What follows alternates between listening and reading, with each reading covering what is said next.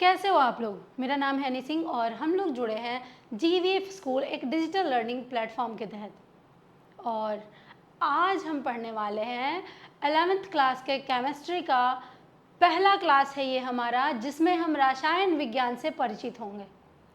रसायन विज्ञान को समझेंगे। रसायन विज्ञान आखिर होता क्या है, इसके परिभाषा को जानेंगे, इसका महत्व को समझेंगे।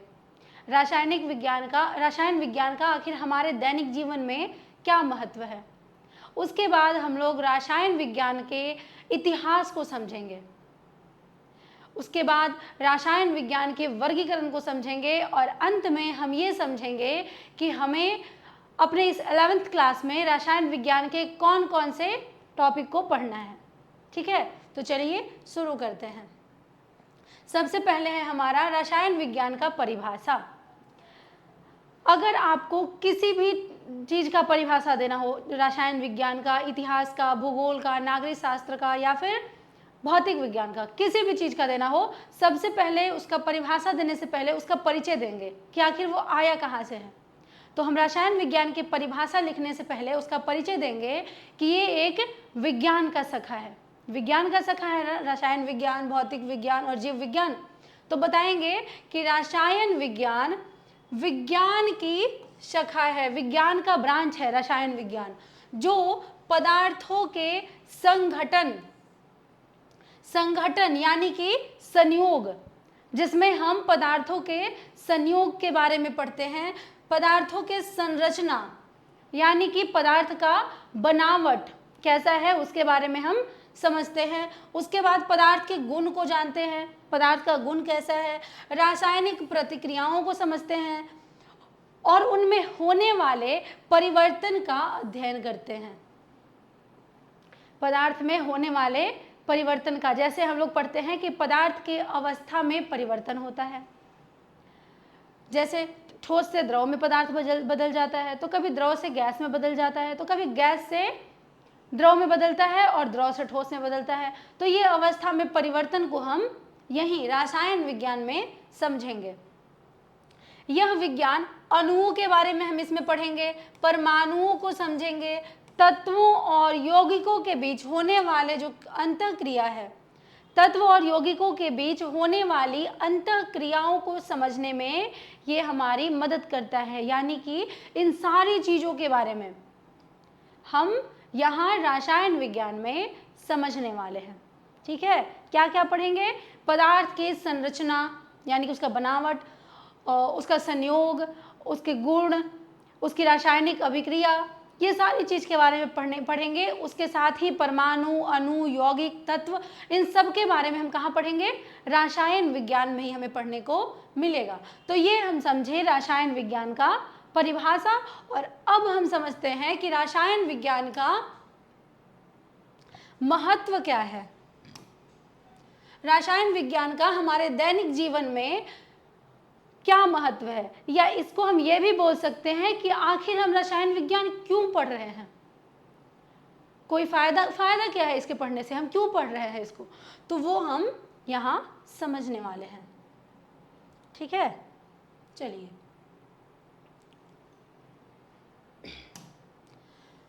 रसायन विज्ञान का हमारे दैनिक जीवन में और वैज्ञानिक पद्धति में बहुत ही अधिक महत्व है, बहुत महत्व है इसका हमारे जीवन में भी और वैज्ञानिक पद्धति में भी। क्या महत्व है दैनिक जीवन में, देखते हैं। दैनिक जीवन में खाना पकाने में, सफाई में, दवाइयाँ, कपड़े, प्लास्टिक, ईंधन, इन सभी रसायन विज्ञान पर आधारित होता है। खाना बनाने में केमिस्ट्री की बहुत सारी थ्योरी काम करती है। चिकित्सा के क्षेत्र में केमिस्ट्री की बहुत सारी थ्योरी काम करती है। सफाई में, दवाइयों में, कपड़े में, प्लास्टिक में, हर जगह केमिस्ट्री है। हर जगह केमिस्ट्री की थ्योरी काम करती है। चिकित्सा के क्षेत्र में इसका दवाओं के निर्माण में, दवा का जब निर्माण किया जाता होगा तो कोई तो केमिकल रिएक्शन होता होगा, रासायनिक अभिक्रिया होती होगी। रोगों के निदान में, उपचार में रसायन विज्ञान की देन है। यानी कि चिकित्सा के क्षेत्र में भी हम रसायन विज्ञान का प्रयोग करते हैं। इसीलिए हमारे लिए रसायन विज्ञान पढ़ना बहुत ज़रूरी है।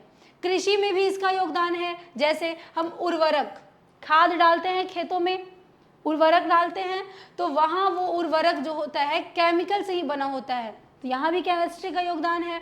कीटनाशक का प्रयोग करते हैं हम लोग। उन्नत बीजों के विकास में रसायन विज्ञान की महत्वपूर्ण भूमिका है। केमिकल मिला करके हम बीजों को ज़्यादा सक्रिय कर देते हैं। आजकल ऐसे ऐसे बीज आते हैं जिसमें सब्जियां जो होती है वो बहुत ज़्यादा फलती है। ऐसे बीज आते हैं, हमारे यहाँ लौकी इतना छोटा देखने को मिलता है, लेकिन केमिकल मिला करके हमारे यहाँ ऐसा भी लौकी उपजाया जा रहा है जिसमें लौकी हमारे लंबाई के इक्वल होता है। तो यहाँ भी कृषि के क्षेत्र में भी हमें केमिस्ट्री का यहाँ भी योगदान है। औद्योगिक विकास में भी केमिस्ट्री का योगदान है। कैसे? पेट्रोलियम, प्लास्टिक, सीमेंट, कांच, धातु उद्योग, ये सब सारे जो हैं वो रसायन विज्ञान पर ही निर्भर रहते हैं। पर्यावरण संरक्षण में देखिए क्या क्या योगदान है रसायन विज्ञान का। प्रदूषण नियंत्रण, अपशिष्ट प्रबंधन और हरित ऊर्जा के विकास में भी रसायन विज्ञान महत्वपूर्ण है। हम पर्यावरण संरक्षण, ये प्रदूषण नियंत्रण, ये प्रबंधन वगैरह सब कहाँ पढ़ते हैं? केमिस्ट्री में ही पढ़ते हैं। उसके बाद है वैज्ञानिक अनुसंधान में नए पदार्थों की खोज, नैनो टेक्नोलॉजी और बायोकेमिस्ट्री में रसायन विज्ञान की भूमिका अहम है।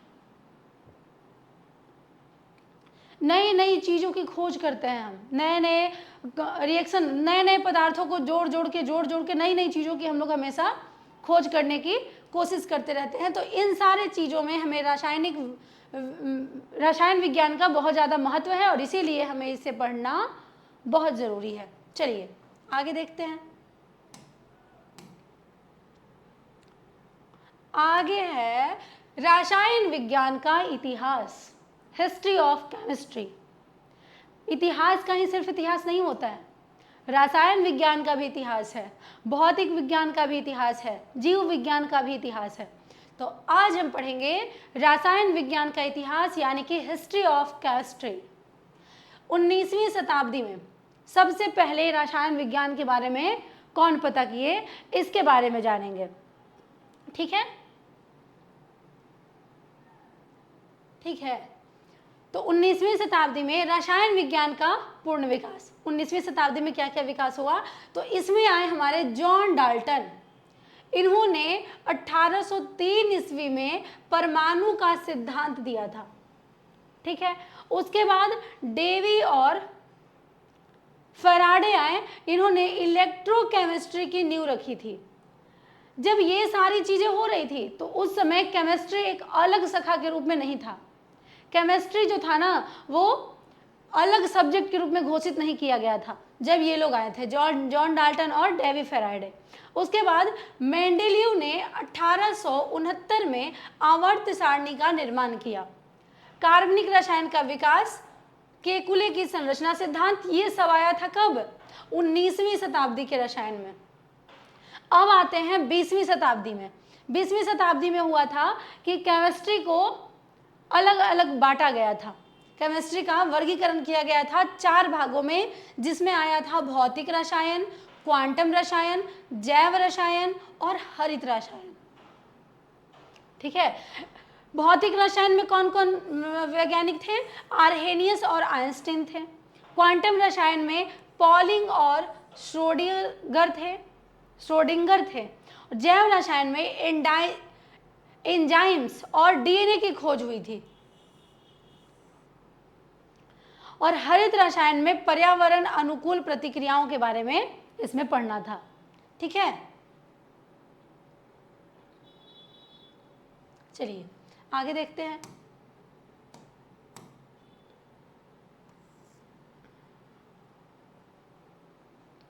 इसके बाद है रसायन विज्ञान में 17वीं शताब्दी के अंत में बोयल के कार्यों ने, बोयल एक बहुत ही अच्छे वैज्ञानिक थे, इन्हें ही रसायन विज्ञान का पिता कहा जाता है।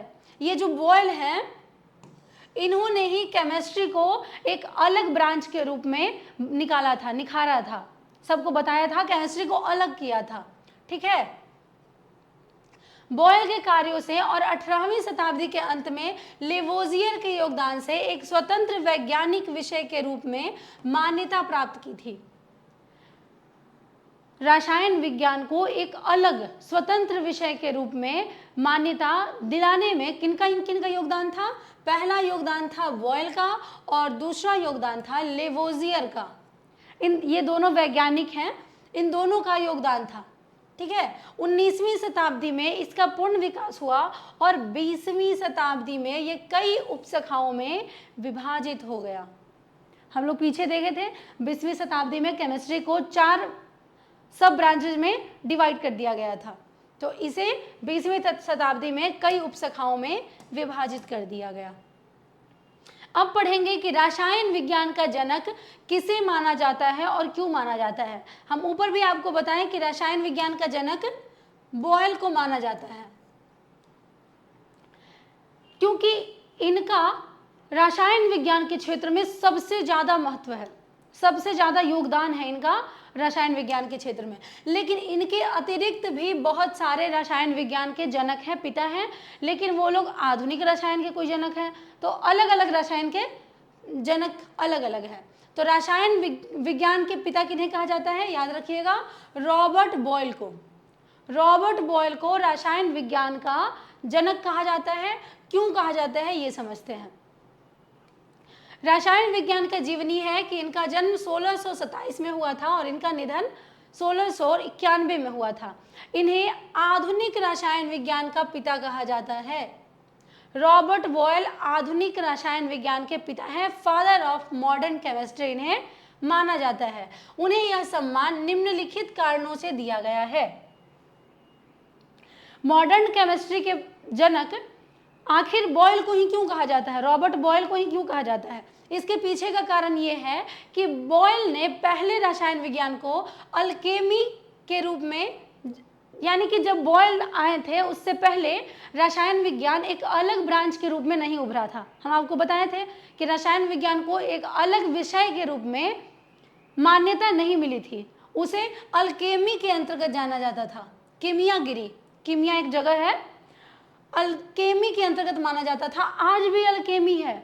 अल्केमी में हम लोग दवाओं के निर्माण वगैरह के बारे में पढ़ते हैं, वो अब एक अलग विषय है जो लगभग जीव विज्ञान में आ गया है, बायोलॉजी में आ गया है। बॉयल से पहले रसायन विज्ञान को अल्केमी यानी कि कीमियागरी के रूप में जाना जाता था, जिसमें धातुओं को सोने में बदलने और अमरता की दवा खोजने जैसे अवैज्ञानिक विचार प्रचलित थे। यानी कि कभी न मरने वाला दवा खोजने के लिए इसका विकास किया गया था।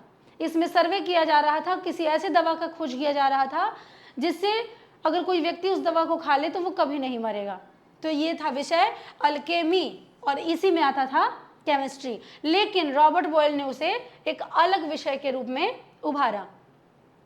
बॉयल ने वैज्ञानिक पद्धति का उपयोग करके रसायन विज्ञान को एक व्यवस्थित विज्ञान के रूप में स्थापित किया। एक अलग, एक व्यवस्थित, सुसज्जित विज्ञान के रूप में कौन लाए थे? रॉबर्ट बॉयल लाए थे। उन्होंने गैसों के दाब और आयतन के बीच संबंध की खोज। अगर कोई आपसे पूछे कि गैसों के दाब और आयतन के बीच, दाब और आयतन में संबंध हम पढ़ने वाले हैं केमिस्ट्री में, तो इसके बीच संबंध का खोज कौन किए थे? Robert Boyle. इसके लिए एक नियम दिए थे जिसे बॉयल का नियम भी कहा जाता है। बॉयल की एक अपनी पुस्तक थी जिसका नाम था द स्केप्टिकल केमिस्ट। क्या नाम था? The sceptical chemist. 1661 में ये आया था। इसमें तत्व की परिभाषा वो दिए थे और इनका वो परिभाषा आज भी मान्य है। आज भी वही परिभाषा को मान्यता मिलती है। बहुत सारे रसायन शास्त्री आए और वो सारी चीज़ों का परिभाषा दिए, तत्व की परिभाषा बहुत सारे रसायन शास्त्री दिए, लेकिन आज भी बॉयल के तत्व की परिभाषा को सबसे अधिक मान्यता दी जाती है। बॉयल ने प्रयोगों और अवलोकन को रसायन विज्ञान का मुख्य आधार बनाया। हम लोग आज प्रयोग करते हैं, हमारे स्कूल में लैबोरेटरी होता है और उसमें हम बहुत सारा प्रयोग करते हैं, है ना? तो ये इसको आधार कौन बनाए थे? बॉयल ही बनाए थे। क्योंकि देखिए ऐसा होता है, हम किसी थ्योरी को पढ़ते हैं तो पढ़ने के बाद हमें वो थ्योरी उतना समझ में नहीं आता है जितना हम सामने उसको देखते हैं, प्रैक्टिकल करते हैं उसका। जैसे आपको एक एग्जाम्पल लेके बताते हैं। कोई आपको बोल दे कि आप गाय पर लेख लिखिए और आपको सिखा देगा कि गाय एक जानवर है, गाय के 4 पैर होते हैं, एक पूंछ होता है, 2 आंखें होती है, एक नाक होता है, इस प्रकार से बता दे, तो आप उसको रट्टू तोता की तरह रट लेंगे, ठीक है। लेकिन वही दूसरा व्यक्ति है जो गाय को सामने से देख रहा है, अब उसको रटने की आवश्यकता नहीं है कि गाय क्या होता है, गाय के बारे में वो आसानी से लिखेगा, गाय क्या होती है ना, वो आसानी से लिखेगा। उसने देखा है गाय के 4 पैर होती है, गाय के एक पूंछ होती है, 2 आंखें होती हैं और एक नाक होती है, जो भी 2 सींग होता है, तो वो सामने से देखा है, उसको रटने की आवश्यकता नहीं है, वो समझ चुका है, तो वो आसानी से लिखेगा। यही होता है थ्योरी और लैब में अंतर। थ्योरी पढ़ोगे आप तो आपको रटना पड़ेगा, हो सकता है आप डायग्राम बना के समझ भी सकते हो, लेकिन जो चीज़ आप आंखों के सामने करोगे, प्रैक्टिकल करोगे आप, तो वो आप जीवन में कभी नहीं भूल पाओगे। इसीलिए किसी भी विषय को पढ़ो, किसी भी सब्जेक्ट को पढ़ो, चित्र बना के पढ़ो कॉपी में। आप लिखे हुए चीज़ों को भूल सकते हो लेकिन डायग्राम नहीं भूल सकते हो। अगर आप डायग्राम समझ गए तो आप उसके बारे में कभी भी लिख सकते हैं। तो इसीलिए इन्होंने किस चीज़ को मान्यता दी? अवलोकन और विज्ञान, किसको? प्रयोग को, ठीक है, एक्सपेरिमेंट को वो मान्यता दी है। उन्होंने अम्ल क्षार संकेतक लिटमस पेपर जैसे महत्वपूर्ण उपकरण विकसित किए। लिटमस पेपर जिससे हम अम्ल और क्षार के बारे में पता कर पाते हैं, उसके बारे में कौन बताए थे? यही बताए थे। लिटमस पेपर का खोज रॉबर्ट बॉयल ने किया था। अगर आपसे कोई पूछे कि लिटमस पेपर का खोज किसने किया था? रॉबर्ट बॉयल ने किया था, ठीक है। तो इतना कुछ हम जाने किसके बारे में? रॉबर्ट बॉयल के बारे में हम लोग इतना कुछ समझें। चलिए, अब रसायन विज्ञान के क्षेत्र में और भी रसायन शास्त्री हैं जिनका योगदान है, तो उनके बारे में भी जानते हैं। ऊपर नाम आया था लेवोजियर का। रसायन विज्ञान को एक अलग विषय के रूप में निखारने में रॉबर्ट बॉयल के साथ साथ लेवोजियर का भी योगदान था। हम लोग ऊपर अभी पढ़े हैं। तो चलिए, इनका क्या योगदान था ये जानते हैं। इन्हें भी आधुनिक रसायन विज्ञान का जनक ये भी कहलाते हैं। इन्होंने क्या किया था? दहन और ऑक्सीजन की भूमिका की खोज की थी। दहन की क्या भूमिका है हमारे जीवन में, इसके बारे में यही बताए थे। और दहन की प्रक्रिया में ऑक्सीजन की क्या भूमिका है, ये भी कौन बताए थे? लेवोजियर ही बताए थे। एंटोनी वान लेवोजियर इनका पूरा नाम है। इन्होंने बताया था कि दहन में ऑक्सीजन की क्या भूमिका है। अगर दहन तभी हो सकता है जब ऑक्सीजन रहेगा, ऑक्सीजन की उपस्थिति में ही दहन की क्रिया हो सकती है। ये हम लोगों ने 8th क्लास में भी पढ़ा था, दहन और ज्वाला चैप्टर में, और 10th में भी हम ये पढ़ के आए हैं कि बिना ऑक्सीजन के दहन की प्रक्रिया नहीं हो सकती है। उसके बाद लेवोजियर ने ही द्रव्यमान संरक्षण का नियम दिया था, जिसके बारे में हम क्लास 10th में पढ़ चुके हैं। द्रव्यमान संरक्षण का नियम कौन दिए थे? लेवोजियर ने ही दिया था। चलिए, अब एक और है जाबिर इब्न हयान, जेबेर, ठीक है। जाबिर इब्न हयान जो हैं, उन्हें अरब रसायन विज्ञान का पिता कहा जाता है। इन्होंने क्या काम किया है? तो ये अम्ल, आसवन और रासायनिक प्रक्रियाओं पर काम किए हैं। एसिड के क्षेत्र में ये काम किए हैं, अम्ल के बारे में पता किए हैं। आसवन, हम लोग जब बहुत सारे पदार्थों का वर्गीकरण पढ़ रहे थे तो वहाँ वर्गीकरण के एक प्रक्रिया को पढ़े थे। हम उस प्रक्रिया में बहुत सारी चीज़ों को पढ़ रहे थे, जैसे वाष्पीकरण, संघनन, बहुत सारे प्रक्रियाओं को पढ़ते हैं, पिछले क्लास में पढ़ चुके हैं। तो उसमें एक अलग पदार्थों को अलग करने की क्रिया में आता है आसवन। आसवन के बारे में भी इन्होंने ही बताया था, जाबिर इब्न हयान। उसके बाद रासायनिक प्रक्रियाओं पर भी ये काम किए थे। हम लोग केमिकल रिएक्शन पढ़ते हैं, उस पर भी ये काम किए थे। तो ये इन तीनों का योगदान था केमिस्ट्री के क्षेत्र में। चलिए, अब जानते हैं रसायन विज्ञान के विषय की विस्तृत जानकारी, ठीक है। तो इसमें हम पढ़ने वाले हैं पहला, द्रव्य की प्रकृति एवं वर्गीकरण। पदार्थ क्या होता है, पदार्थ का प्रकृति क्या होता है, इसके बारे में हम केमिस्ट्री में ही पढ़ते हैं। इसका वर्गीकरण के बारे में हम केमिस्ट्री में पढ़ते हैं। पदार्थ की प्रकृति में हम लोग पदार्थ की अवस्थाएं पढ़ते हैं, ठोस, द्रव, गैस, ये तीनों पदार्थ की अवस्थाएं हैं। पदार्थ का वर्गीकरण पढ़ते हैं जिसमें तत्व, यौगिक और मिश्रण आता है। और भौतिक एवं रासायनिक परिवर्तन यानी कि पदार्थों का परिवर्तन पढ़ते हैं। उसके बाद हम इसमें पढ़ते हैं परमाणु की संरचना। परमाणु और अणु के बारे में हम इसी में पढ़ते हैं। इसमें हम इलेक्ट्रॉन, प्रोटॉन, न्यूट्रॉन की खोज के बारे में पढ़ते हैं। रदरफोर्ड बोर के परमाणु मॉडल के बारे में पढ़ते हैं। और क्वांटम संख्याएं, ऑर्बिटल्स वगैरह इसी में पढ़ते हैं। किसमें? परमाणु की संरचना में हम लोग ये सब पढ़ते हैं। उसके बाद हम लोग ये इसमें पढ़ते हैं तत्वों का वर्गीकरण एवं गुणों में आवर्तिता। आवर्त सारणी हम लोग इसमें पढ़ते हैं जिसमें हम सारे तत्वों के बारे में जानते हैं। तत्व के बारे में जानते हैं, तत्व का वर्गीकरण समझते हैं, कौन सा तत्व किस ब्लॉक में आता है ये समझते हैं, है ना। कौन सा तत्व धातु है, कौन अधातु है, कौन उपधातु है, ये सारा चीज हम इसी में समझते हैं। और तत्वों के वर्गीकरण को लेकर के बहुत सारा सिद्धांत दिया गया है, इसके बारे में भी हम इसी में पढ़ते हैं। मेंडलीव के आवर्त सारणी के बारे में पढ़ते हैं। उसके बाद आधुनिक आवर्त सारणी के बारे में पढ़ते हैं। परमाणु त्रिज्या, परमाणु आयतन, एंथैल्पी जैसे गुण, परमाणु के बहुत सारे गुण होते हैं, इन सारे के बारे में हम इसमें पढ़ते हैं। जैसे परमाणु का आकार जानते हैं।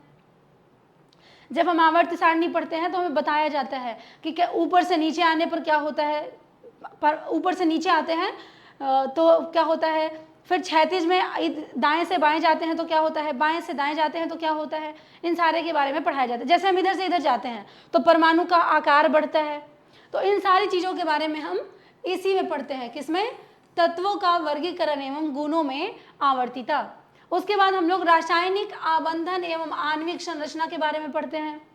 बॉन्ड बनाते हैं हम लोग दो तत्वों के बीच में, तभी तो यौगिक का निर्माण होता है। तो इसमें हम यौगिक का निर्माण करते हैं, बॉन्ड बनाते हैं, संयोजन कराते हैं। आयनिक बंधन, सहसंयोजक बंधन, VS-EPR सिद्धांत, हाइड्रोजन बंधन, ये सब इसी में पढ़ते हैं। जैसे हम लोग पढ़ते हैं IUPAC नेम, जिसमें हम लोग क्या करते हैं, किसी भी यौगिक का नाम लिखना सीखते हैं, वो सब हम इसी में सीखते हैं। इसी के अंतर्गत हम लोग इसको हम ऑर्गेनिक केमिस्ट्री बोलते हैं।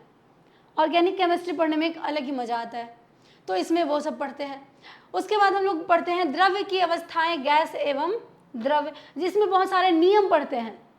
द्रव और गैस में लेकर के कौन क्या नियम दिए थे, इसमें जो है एक दिए थे बॉयल और चार्ल्स। तो बॉयल का गैस का नियम क्या था, उन्होंने गैस के बारे में क्या कहा, चार्ल्स ने क्या कहा, इन सारे चीज़ों के बारे में जानते हैं। गैसों का गतिज सिद्धांत इसी में हम समझने वाले हैं। गैसों का पृष्ठ तनाव और क्षयनता जो है वो भी हम इसी में समझने वाले हैं। तो इतनी सारी चीज़ों के बारे में हम इसमें पढ़ने वाले हैं। उसके बाद उष्मा गति की, उष्मा का जितना भी सिद्धांत है, जितना भी थ्योरी है उष्मा ऊर्जा से संबंधित, वो सब हम इसी में पढ़ते हैं। उसके बाद साम्यावस्था, इसमें पढ़ेंगे रासायनिक साम्यावस्था। उसके बाद अम्ल क्षार सिद्धांत पढ़ेंगे, पीएच मान, बफर विलयन, ये सारा हम इसमें पढ़ते हैं। तो ये सारा चीज़ हम केमिस्ट्री में पढ़ने वाले हैं 11th क्लास में, ठीक है। तो कल से हम लोग क्लास स्टार्ट करेंगे जिसमें हम अपना पहला टॉपिक पढ़ेंगे, ठीक है। धन्यवाद।